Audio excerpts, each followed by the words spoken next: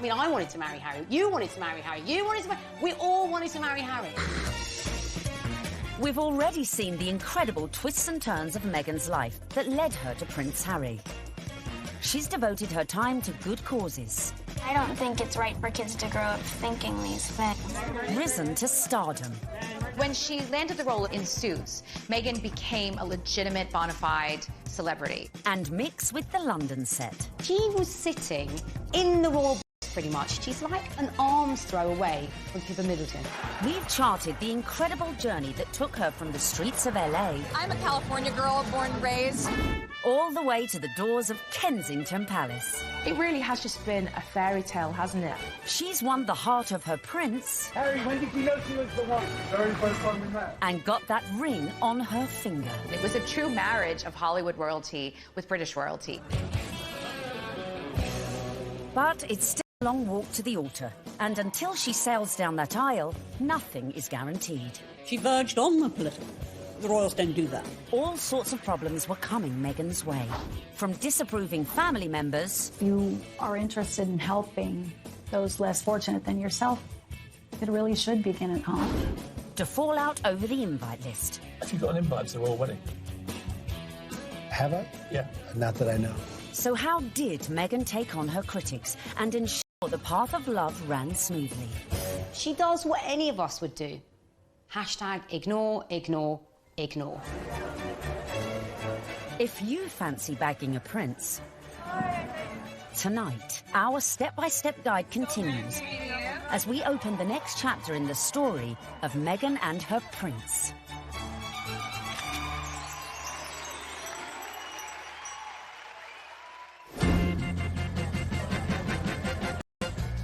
Meghan and Harry were united in their passion for change. And in the months following their engagement, Meghan had thrown herself into charity, winning the hearts of the British public. It was clear from day one that she was like a duck to water. She is absolutely natural at this. Very engaging, very warm, lots of eye contact. Harry was showing off his new fiancée far and wide, and she charmed everyone from all walks of life, including those who walked on four legs. She even wore a matching coat for the occasion. You can see the American effect of Meghan Markle in every single photo call and every single walkabout. When Meghan goes on walkies with Harry, she's hugging people. In Nottingham, the couple visited charities that were close to Harry's mother's heart. You could see the pride in Prince Harry. I mean, it was a joy to watch. While back in London, a visit... Everyone is listening, and I'm in the same room as the royal couple right now. They actually shook my hand. I didn't expect that. I thought, you know, it would just be a distance. They were pretty cool. It was a real nice, good, feel-good factor. They should come more often. They really should.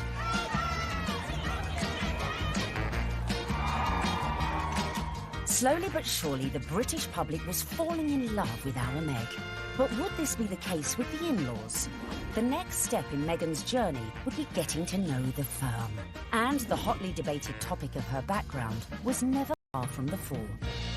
You be Harry, and I'm gonna be the, Queen Elizabeth, since I got this on, right? And you telling me about your girlfriend, okay? Hello, Grandmother, I met this beautiful woman, and she just happens to be mixed race. Step 6 in our guide to bagging a prince is charming the in-laws. One of the things I found really amazing when I was charting this story was just how warmly welcomed Meghan had been into the royal fold right from the early stages. The early meetings with William and Kate and Charles and Camilla, they were very welcoming. And actually the speed at which Meghan was introduced to the Queen was very surprising. When I looked back at Harry's relationship with Chelsea, it was several years before Chelsea was introduced. Queen Cressida, who dated Harry for 2 years, was never introduced to the Queen, but within a matter of mere months of dating her, Harry had Meghan meet the Queen. She's an incredible woman. And the corgis took to you straight away. That's true. In fact, Queenie was so impressed that mere weeks after the couple's engagement, she took the unprecedented move of inviting Meghan to spend Christmas in Norfolk at Sandringham, giving Meg the opportunity for a serious charm offensive. It was a tremendous with convention that the Queen invited Meghan, who was, after all, just a fiancée, to Sandringham, because normally it's just the wives and the husbands of members of the royal family who are allowed there. I was told that the Queen's feeling was this. She's preparing to give everything up for her grandson. Her career, her identity, her nationality, her home in Toronto, everything to be with Harry. And the Queen's feeling was the very least we can do is to make her welcome at Christmas. It does show that the Queen is walking in step with the change of the guard at Buckingham Palace. This would have been a far different Christmas to the one Meghan spent in LA the previous year, with the historic 20,000-acre estate playing host to all sorts of... Had to get a head around quite a few royal family traditions. They open their presents on Christmas Eve. The presents that they exchange aren't what you'd really expect for members of the royal family. They tend to share really jokey presents with one another. In America, you know, things will come beautifully wrapped and be quite extravagant. And this is the other end of the sphere. You're admired if you find somebody's given you an unusual spoon to stir cakes in or an unusual thing to keep your corgis in. Meghan would have to embrace all these funny little customs, and clearly she did. After spending the night in her unfamiliar surroundings, the bride-in-training faced her public in that most royal of festive traditions. The post-service walkabout at St Mary Magdalene Church. Well, the Sandringham church photo is the timeline through history. You have a snapshot every year of those people closest to the throne. Now, often you're looking at a picture of a child who was barely able to walk perhaps a year ago, and suddenly they come out of the church. That image will change. In a few years' time, we'll have those couples and their children will be going to church. In a few more years' time, and you may not have the older generation. This year, of course, was Meghan's year. The presence of the royal fiancé drew crowds that were even bigger than usual. The world's media was also out in force, but it was a member of the public who would snap the photo that cemented just how much Meghan was in with the younger royal crowd. Unfortunately for all the photographers on the ground, they just didn't quite seem to get a clear shot, and in the end it came down to a member of the public, a lady called Karen Anvil. It was like a Mexican wave of cheers, so you knew they were coming. The photographers at the other end, and they just happened to look over. And I took one photo, that's the thing. I took one photo, and it was, yeah, the right one. When we saw that shot, it was an absolute no-brainer that it was going to be our cover shot, because it was the only one that had captured that moment, the four of them together. And, you know, it symbolised quite a lot in terms of the royal family and where they're going in future. So, yeah, I mean, we were delighted to use it on the cover. And just like that, the Fab Four were born. Clearly, Meghan was well and truly fitting into the royal club. Just like the Queen, it seems the rest of the family were equally charmed by Harry's beau from across the pond. Another tick for Meghan. William was longing to meet her, and so was Catherine. And Catherine's been absolutely wonderful, amazing, as is William as well. You know, fantastic support. And then my father as well. We had a handful of teas and meetings. She found herself a true fan in the Duke of Edinburgh, and he was apparently hugely impressed with how well-read Meghan was. Meghan was now in with the in-laws. But coming up, events were to turn increasingly tricky. Dealing with critics from near. I think she's trouble. Because of her background, I thought that she could, not would, but that she could be trouble. And far. I think the very fact that Samantha wanted to do a book called The Diary of Princess Pushy's Sister implies that maybe she was not over fond of her younger half-sister.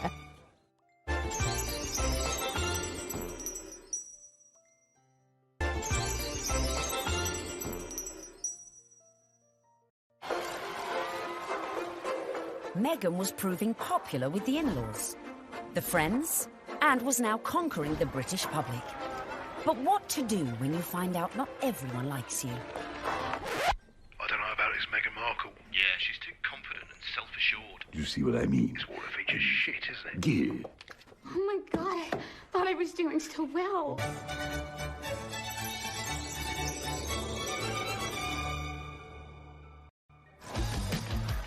When the news that Prince Harry was dating an American actress first came out, I think that the reaction amongst the British public especially was equal parts excited and disapproving, because she's not British. From the very moment Harry and Meghan's relationship had broken in 2016, much of the press inevitably had gone raking through Meghan's past. They made it sound as though she had grown up in like the slums of LA, like riddled with like gangsters and drugs.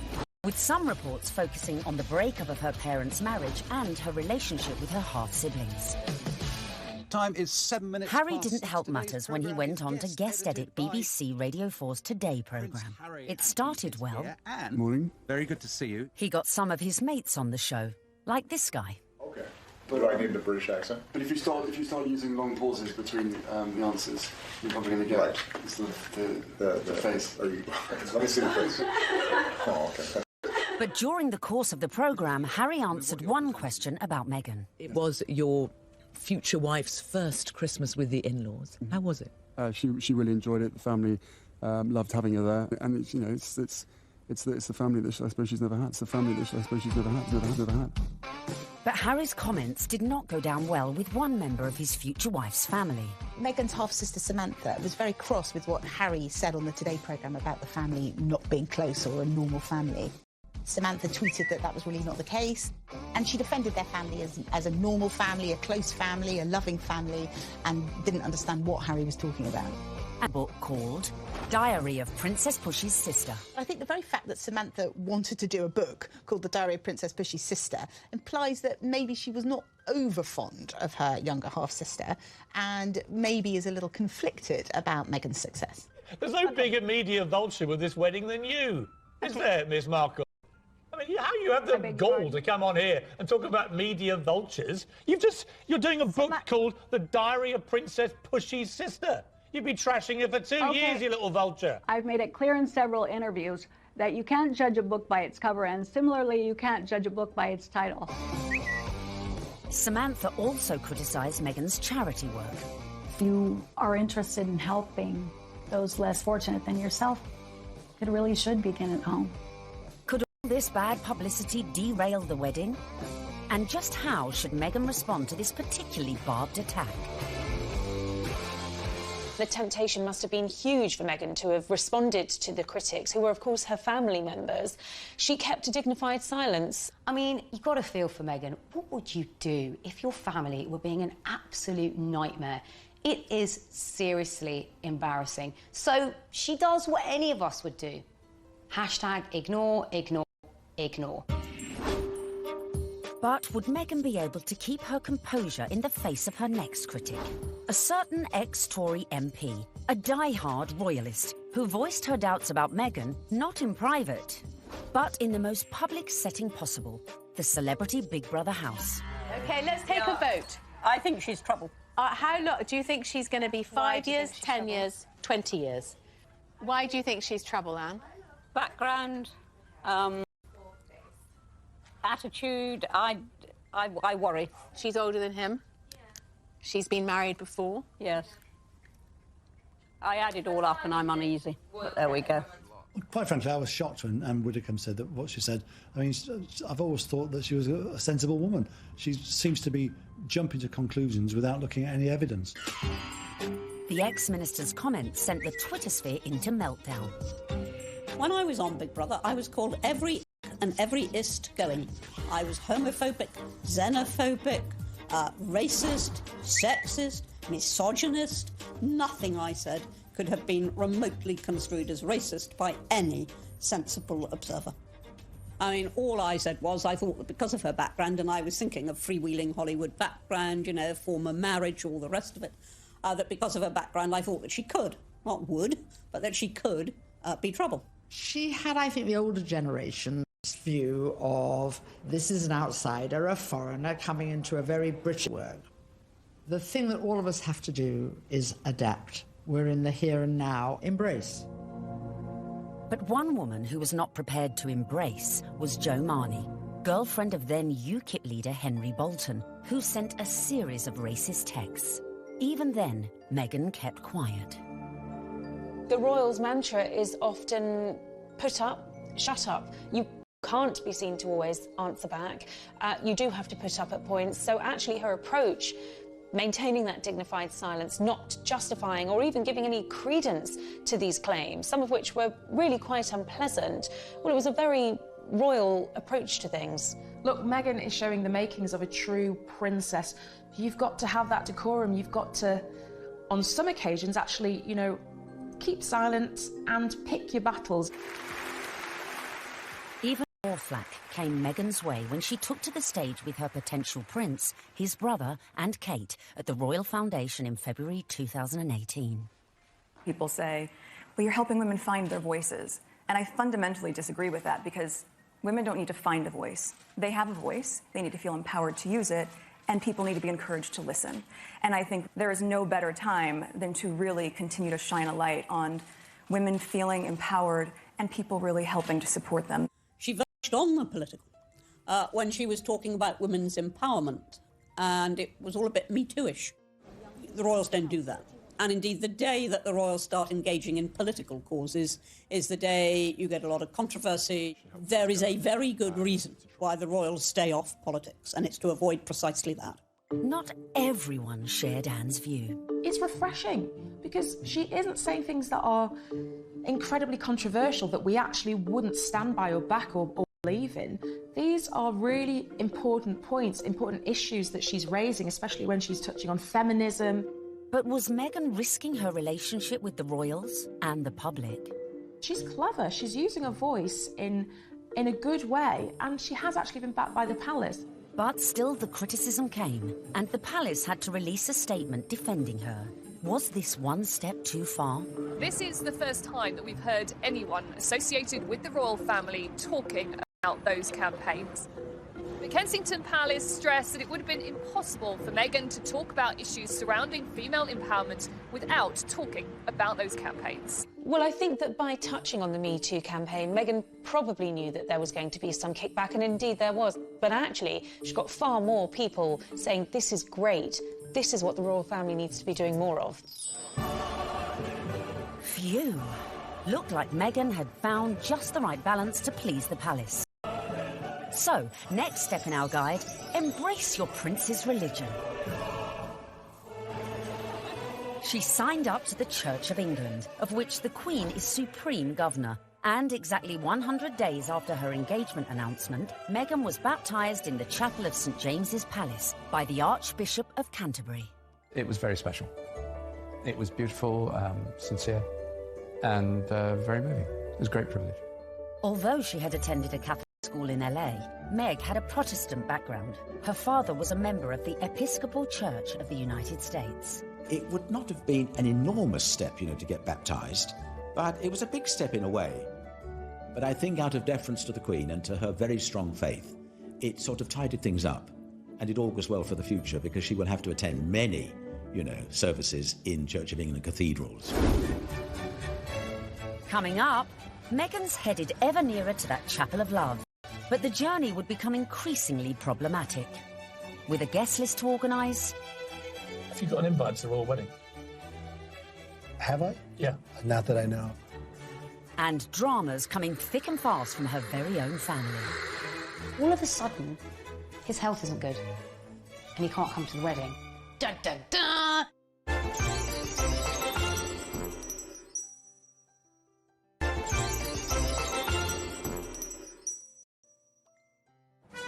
Welcome back, where we find Meghan almost at the final furlong of her romantic journey. But managing your wedding carefully was not to prove so easy for our Meg. First hurdle, the date. The wedding of Prince Harry to Meghan Markle. The date, the 19th of May 2018. Recent royal weddings had all been held on weekdays, but not this one. I think that they thought, we want people to enjoy this, so why not do it on a Saturday? And if you think about most weddings that you and I go to, they're at the weekend. So why wouldn't you follow suit? But there was one reason to avoid that Saturday. It had already been announced as the date of the FA Cup final. As president of the Football Association, Harry's brother Prince William was expected to take his usual place in the royal box at Wembley. And millions more were looking forward to watching the game on TV. I think my wife would probably want to see the wedding, so what I'll probably do, I'll probably leave her on her own, maybe with some of her friends. I'll go somewhere else where like-minded people want to watch the FA Cup final. I would so prefer to watch a royal wedding, not interested in football. Harry and Meghan solved the problem for TV viewers. They announced that their ceremony would begin at noon, several hours earlier than kick-off time. But Wills decided to avoid the fixture clash altogether. Next hurdle, the tricky protocol of who to invite to the royal wedding. Have you got an invite to the royal wedding? Have I? Yeah. Not that I know of. Would you like to go? I want them to be happy. I really want them to be happy. They look like a lovely couple. Meghan Markle did say you were a divisive misogynist. Well, I still hope they're happy.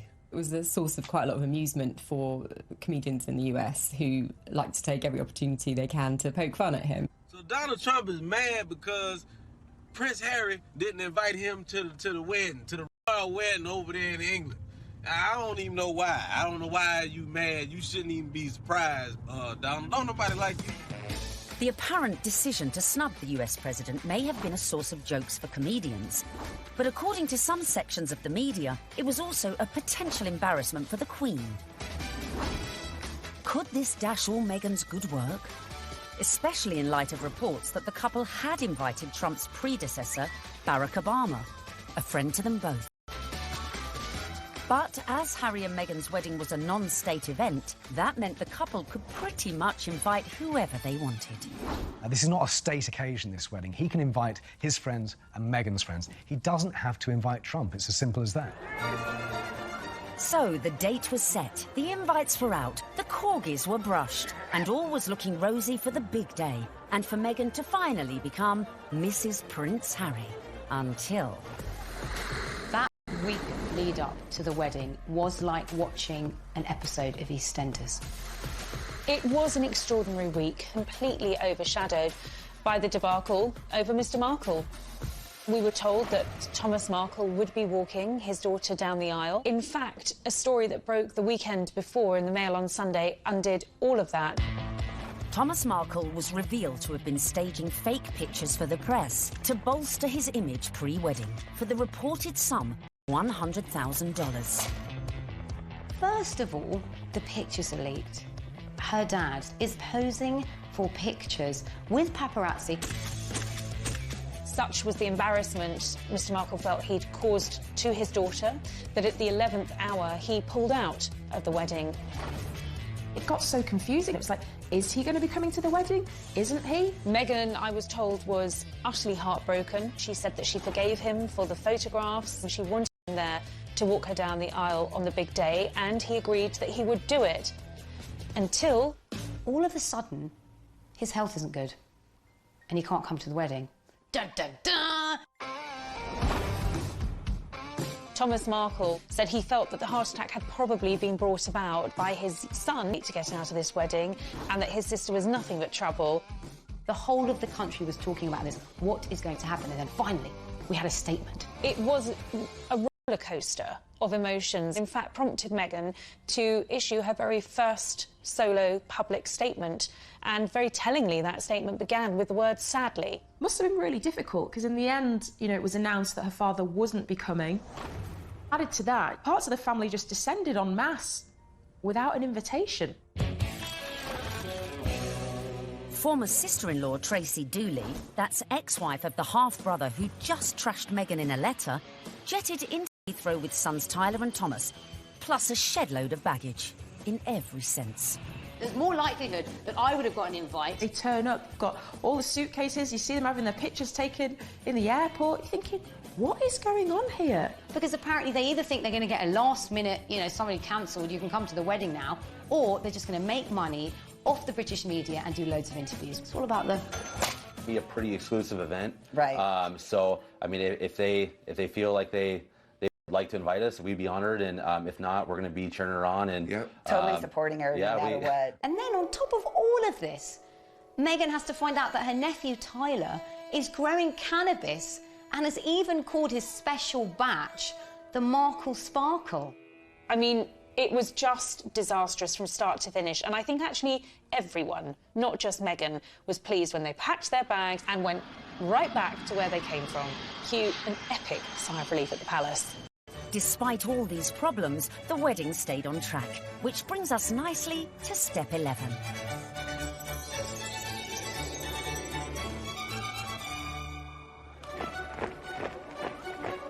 Finally, on the 19th of May 2018, less than 2 years after Harry and Meghan's very first date in Soho House, the day we'd all been waiting for.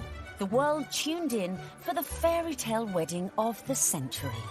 Let's face it, if you're marrying a prince, you may as well pull out all the stops. Meghan and Harry really did have the ultimate fairy tale wedding. You know, they didn't choose St. Paul's Cathedral, where, of course, we saw Charles and Diana wed. They didn't choose Westminster Abbey, like William and Kate. They chose Windsor, which is a lot smaller and feels a lot more private.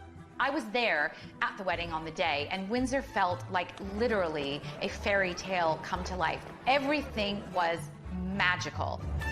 And the 600 guests drifted in. It was a veritable who's who of the world's A-listers, from music, film, and sport. I think this was the very first really modern royal wedding that we've ever seen, and it was Idris Elba, George Clooney and Amal, and a cast of suits. You had Hollywood stars mingling with British aristocracy. It was extraordinary to see. By the time HRH arrived, the atmosphere at Windsor was electric, with 200 representatives from the Prince's charities among the 2,640 cheering onlookers. Meghan's bridesmaids and page boys included Princess Charlotte and Prince George, plus the children of some of her closest friends.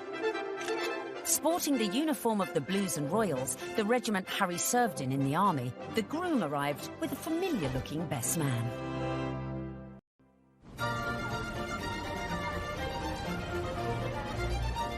Right on cue, Meghan arrived with Mum Doria in the Queen's Rolls-Royce Phantom 4.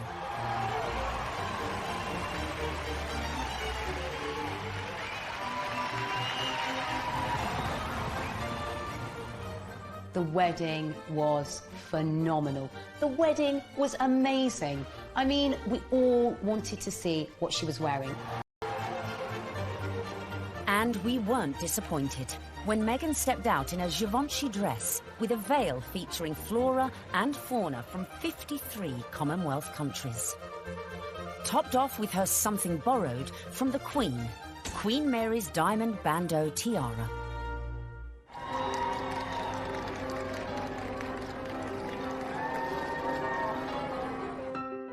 But with an absent father, who would walk Meghan down the aisle? Prince Charles rises to the occasion. Prince Charles walks her down the aisle. It's amazing. Hashtag the power of love. Hashtag love survives. When you saw it on the day, it felt like the right thing to do. It was a wonderful way of Charles saying, welcome to the family, and actually of Meghan showing the world just how close she already is to her father-in-law. Had successfully won over her in-laws, and here it was on display for all the world to see.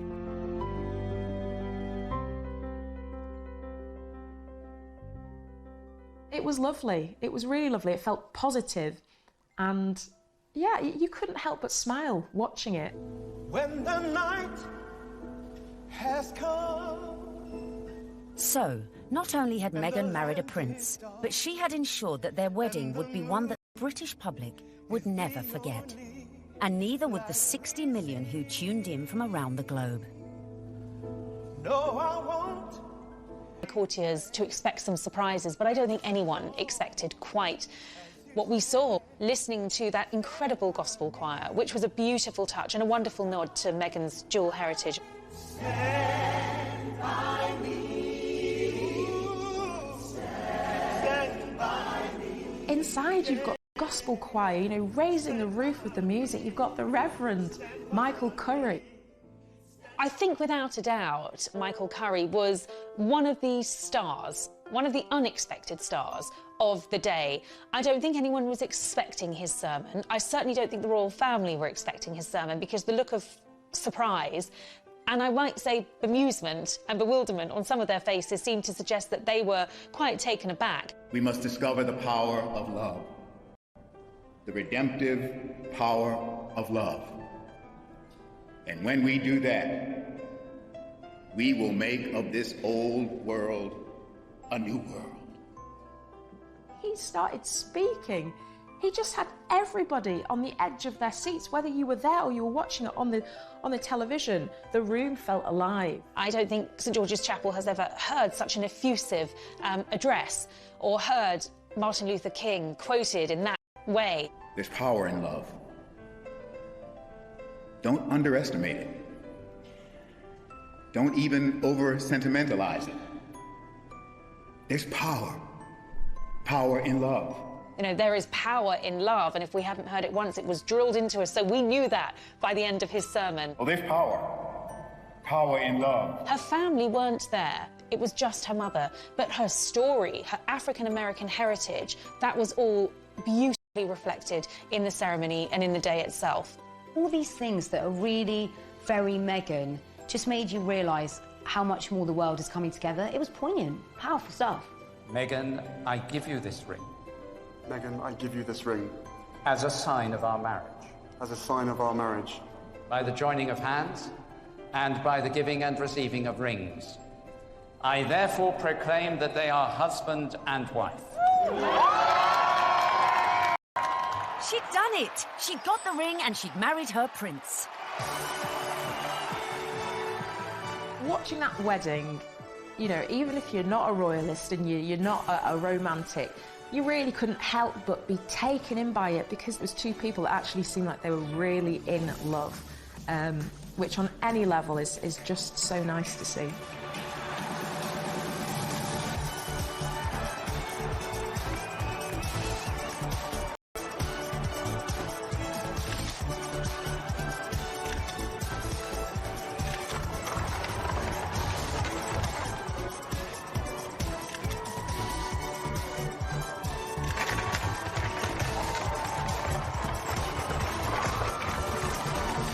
But the party was only just getting started.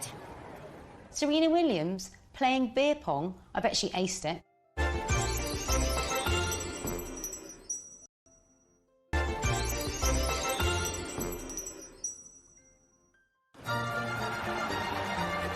Meghan had gone from actress to duchess. And our penultimate tip, really for those who've gone and bagged their prince, is celebrate with the best ever party. Immediately after the wedding, the couple had all 600 guests back to St George's Hall for a wedding breakfast, which was hosted by Her Majesty the Queen. But the real golden ticket to that event was the private evening party, which was hosted at Frogmore that evening by Prince Charles.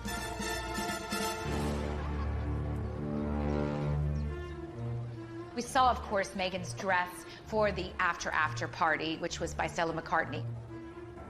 She looked glamorous. Harry looked like James Bond walking out of the palace to get into their vintage Jaguar. This was a very modern, sexy, gorgeous couple. We saw the couple speed away in that beautiful blue E-type Jaguar. Meghan resplendent, it has to be said. Harry looking more James Bond than Prince Harry.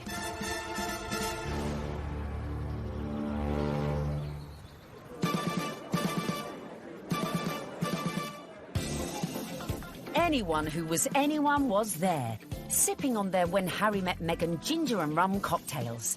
George and Amal, Serena Williams, James Corden and Idris Elba, who turned DJ for the night and span a few tunes. I was put forward to DJ. I really wanted to DJ. I would have done the best wedding set in the world. It must have been incredible. Everyone's probably a bit more relaxed, you know, a bit more loose, getting on the cocktails, having a chill. Everyone just wanted to know the juicy details of this VVIP party. Were these huge Hollywood stars and celebrities doing the same kind of things we do when we've been drinking since about midday? Yes, they were. Some wonderful tales of Serena Williams beating everyone hands down at beer pong, a drinking game that apparently Meghan and Harry loved. Serena Williams playing beer pong. I bet she aced it. Serena has since denied she played this game. Shame. But who knows? Maybe when they throw their next party. George Clooney serving up cocktails and whisking Meghan and Kate around the dance floor. William, Charles and Harry. Which we like to imagine look like this. Wheels, come on. Well, it's my reception. Could bust a few. Yeah, there you go. Yeah, there you go. okay. Yeah, come on. You like that, brother? Yeah, twerk it, Wheels. Just sham on. Twerk it, Wheels. There you go. No, yeah. Oh, no, Grandmom just saw that. Bollocks. All right. Having an absolute laugh. I mean, was the Queen there? What was she doing? Was she watching it? Was she getting involved? It just sounds like, you know, the doors have been closed, the curtains have been closed, and it's like, right, let's go for it. Let's have a laugh. Let's enjoy this. I think it was just a fantastic night where the couple were able to really do things their way, from serving dirty burgers at midnight out of posh burger stalls in the grounds of Frogmore to handing out monogrammed slippers so that their guests in those 6-inch Louboutins or whatever they were wearing could actually rest their weary feet come the end of the night. And if you want to ensure you throw the best party ever, be like Meghan. Make sure your guests leave their phones at the door so you can let your hair down without any sneaky snappers. You don't want a repeat of the dramas of a previous royal wedding.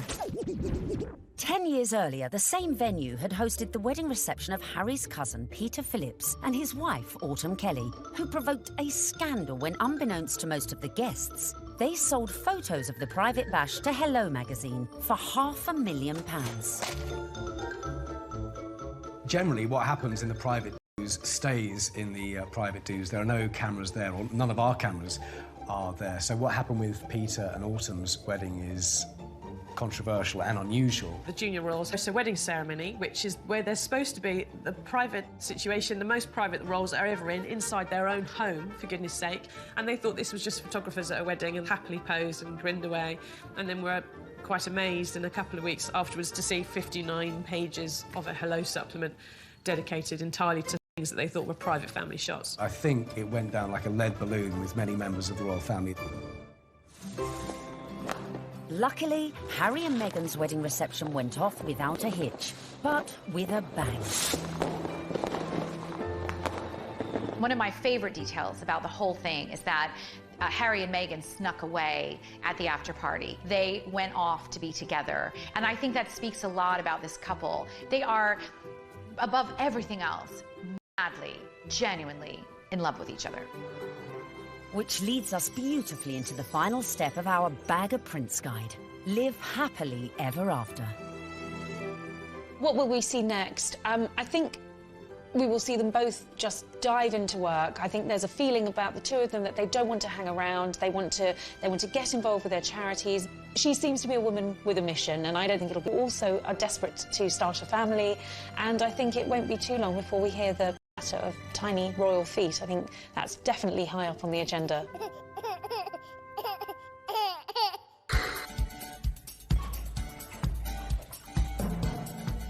So there you have it. From being born into showbiz, to getting famous, to moving countries. Making moves in royal circles, charming the in-laws, and staying silent in the face of criticism. Meghan Markle might not have set out to bag a prince, but follow her lead, and maybe you could do it too. It was the ultimate American dream, because hers was a bit of a rags to riches story, and her journey from the leafy suburbs of LA to Toronto to Kensington Palace to St George's Chapel has been a monumental, epic and frankly incredible story. It's so good to meet you. She's a modern woman. This is how we all live, you know, from mixed-race families, you know, interracial marriages, coming from different countries. That is what society is about now. The fact that she's unusual for the royal family, I think the fact that she comes from a different country, a different background, it's just a plus. She is very much a breath of fresh air. She's incredibly focused. She's incredibly driven. Women don't need to find a voice. They have a voice. They need to feel empowered to use it, and people need to be encouraged to listen. She's got the biggest platform, she's got huge ideas, and she is changing the game in a very cool way. And she makes Prince Harry happy, and so he now has that partner that he said he always wanted to share the load with. And in Meghan Markle, he found it. If this were a movie script, you would say that Meghan completes him.